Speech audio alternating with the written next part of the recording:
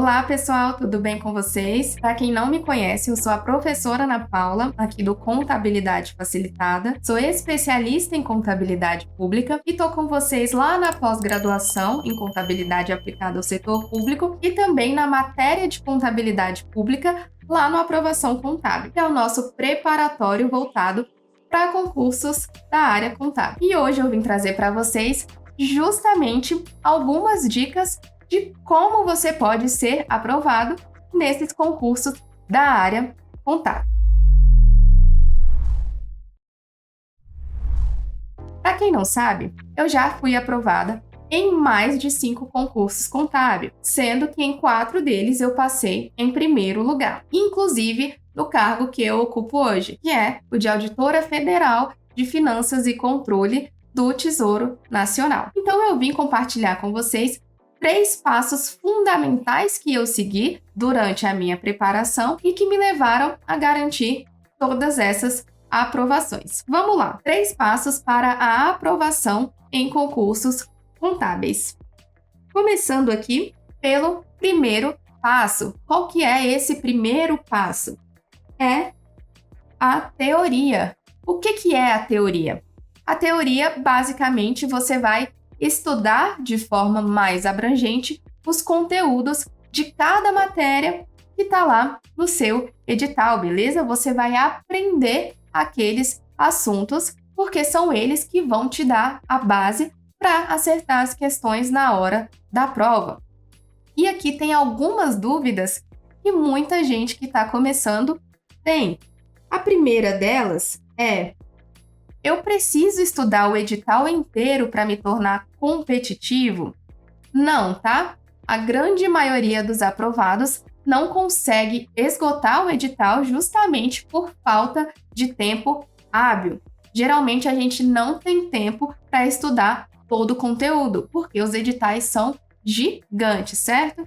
A única vez que eu, por exemplo, consegui esgotar um edital foi quando eu estudei para a Procuradoria-Geral do Distrito Federal e porque foi ali no meio da pandemia. Então, o concurso foi adiado e eu tive um tempo bem grande para conseguir estudar tudo. Mas essa não é a regra, tá?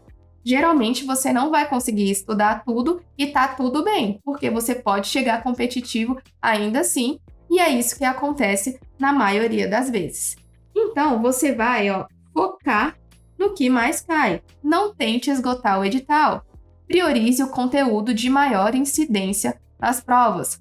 Você vai priorizar, você vai começar estudando pelos assuntos mais cobrados, tá?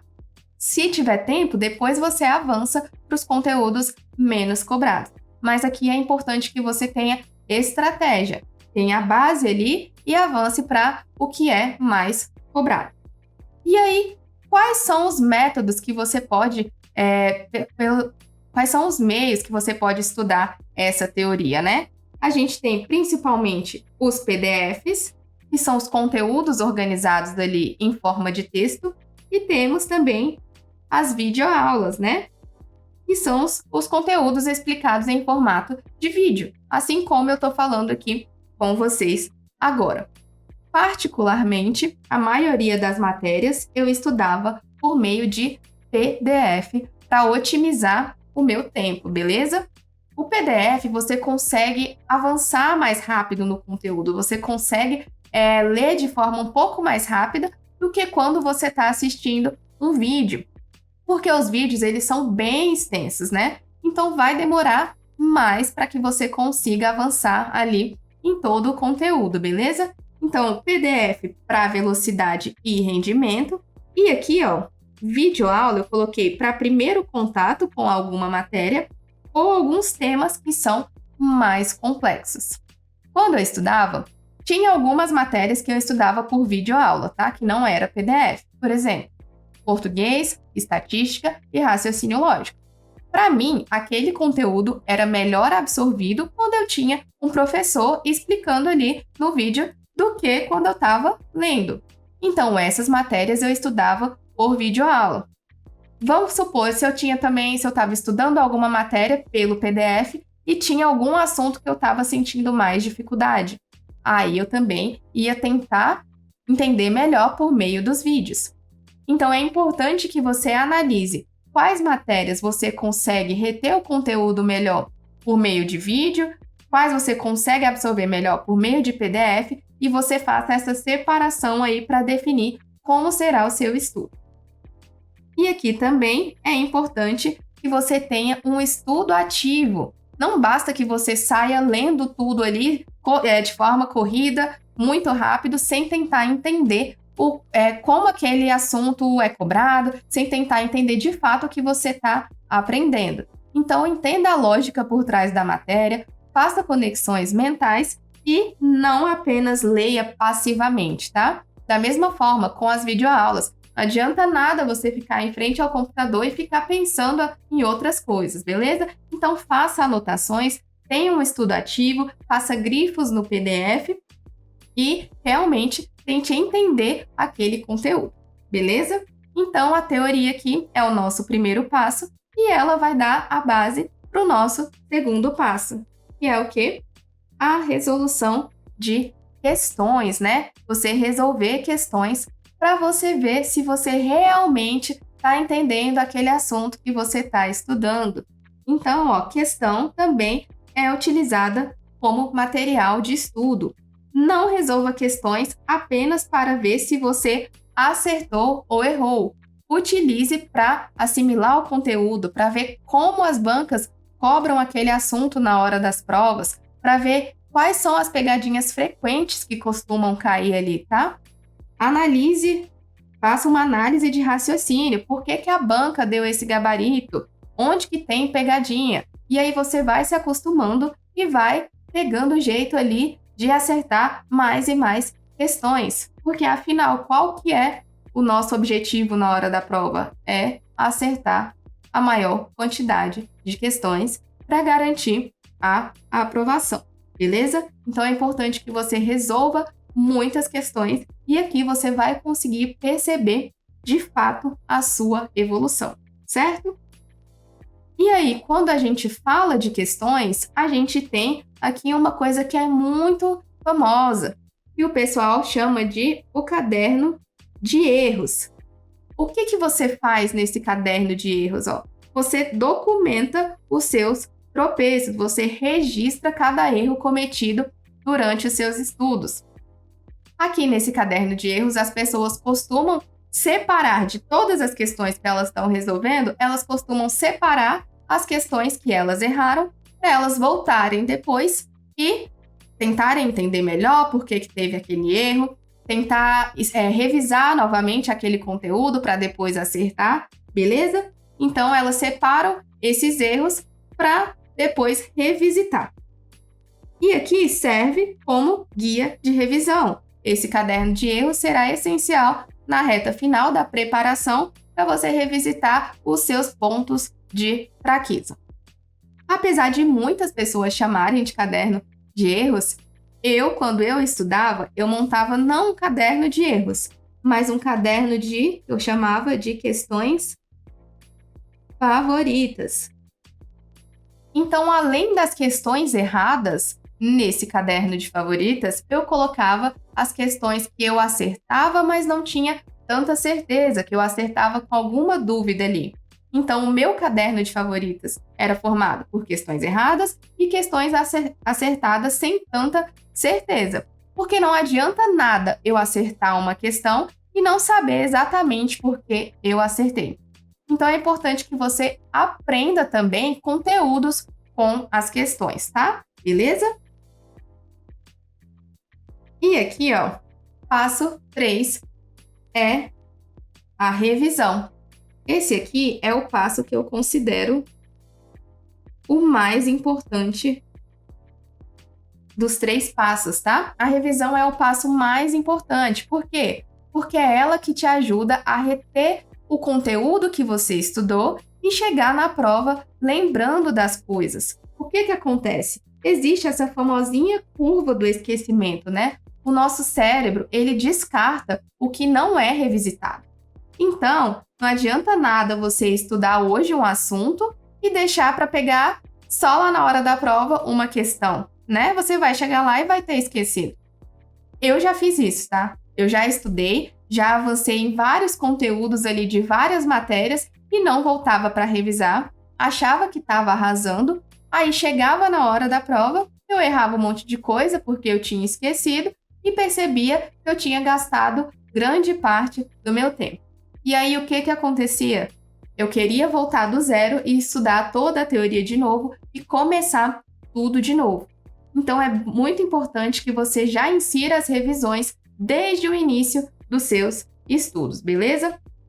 Aqui, ó, faça uma revisão ativa. A gente tem vários métodos de revisão. Os mais comuns hoje em dia são os flashcards, os mapas mentais e também a resolução de questões, né? Por meio de todos esses métodos aqui, você consegue revisitar os assuntos. Na minha época, eu usava resumos, tá? Eu gostava de fazer os meus próprios resumos. Hoje em dia, isso não é tão indicado, porque a gente acaba perdendo tempo fazendo resumo, né? Mas, se você achar que é o melhor método de revisão para você, que é um método que você consegue reter melhor o conteúdo, não tem problema nenhum em utilizar. Então, aqui, analise qual que é o melhor método para você e continue seguindo uma revisão ativa por meio dele. E aqui, uma coisa também que muita gente se pergunta é em relação à periodicidade das revisões, tá? É importante você revisar após dias, semanas e manter uma constância de revisão. Eu já usei aquele método de estudo um assunto um dia, depois reviso depois de 7 dias, 30 dias e assim por diante. Mas assim, pode ser que você acumule muita coisa para revisar em um mesmo dia, né? E aqui o que eu recomendo então? Você vai pegar a sua análise de questões, vai ver quais questões você tem um maior percentual de erros e vai revisar mais vezes. Vai revisar mais vezes esses assuntos com maiores percentuais de erros. Por quê? Porque significa que você não está tão bem naquele assunto e você precisa revisar mais. Revise mais, então, assuntos com maiores percentuais de erros. Os que você acerta mais, você pode fazer revisões bem mais espaçadas, porque significa que aquele conteúdo já está bem assimilado na sua mente. Outra coisa aqui, ó, você também pode inserir mais revisões em assuntos que você acha mais complexos. Vou colocar aqui, mais complexos. Por exemplo, quando eu estudava, eu sentia uma grande dificuldade de entender o CPC 48 da matéria de contabilidade geral. Então, eu colocava a revisão daquele CPC mais vezes dentro do meu ciclo, tá? Nem que eu não conseguisse entender direito, mesmo que fosse para eu decorar. Eu colocava ele mais vezes ali porque eu não conseguia, eu tinha uma dificuldade com aquele assunto. Então, você vê quais desses assuntos que você tem mais dificuldade também e coloque ele mais vezes nas suas revisões, beleza? E aqui, então, a gente vai dar informação ao conhecimento, sendo que a informação é o primeiro contato com o conteúdo, que é a teoria que a gente viu. A gente vai para as revisões, para você consolidar aquele conteúdo na sua memória, o que vai te garantir o conhecimento de longo prazo, um domínio de vários temas, certo? E aqui percebam, então, que a gente não segue uma linha reta, mas sim um ciclo, né? Um ciclo de melhoria contínua, em que a gente passa pela teoria, criando uma base para a resolução de questões. Pelas questões, você consegue fazer um diagnóstico de falhas e entender o padrão das bancas. Você passa pelas revisões para consolidar o conteúdo na memória e você faz os ajustes, né? Que é aquilo que eu falei. Você volta à teoria especificamente onde tem mais erros, mais dificuldades. E não tem segredo, tá, gente? Muita gente pensa que tem segredo, que é carta marcada, aprovação em concurso é carta marcada, mas não é. O segredo é você sentar e estudar, manter a constância, manter a disciplina. A aprovação, ela é construída na constância e no silêncio, certo?